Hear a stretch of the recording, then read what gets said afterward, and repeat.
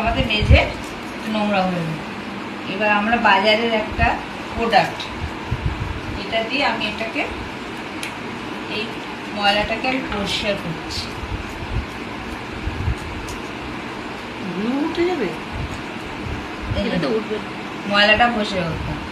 আমরা যখন আগে এইটা জানতাম না তখন আমরা এটা ইউজ করতাম এবং আমরা ভাবতাম এইভাবে ময়লা ওঠে, কিন্তু যখন আমরা এটা জানলাম, আমরা যখন এটার ব্যাপারে জানলাম তখন আমরা ঘর এটা দিয়ে পরিষ্কার করছি। করে কি দেখছি একদম পরিষ্কার হয়ে যাবে তখন। এবং এটা দিয়ে যদি আমি এইটা পরিষ্কার করি এটাও পরিষ্কার হয়ে যাবে।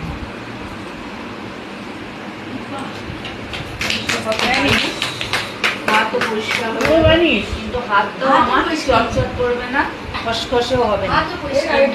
এইটা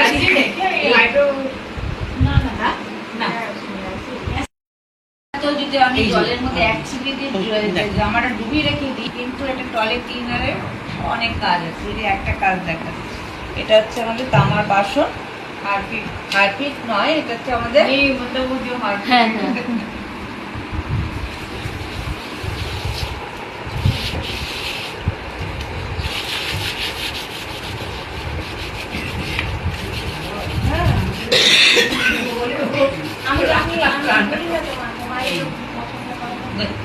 পরিষ্কার হয়ে গেল।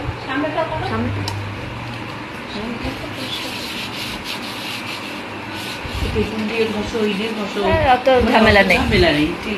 একদম একটু ডলা দিলে পরিষ্কার। কাঁসার বাসন এই দিয়ে পরিষ্কার হয়ে যাবে।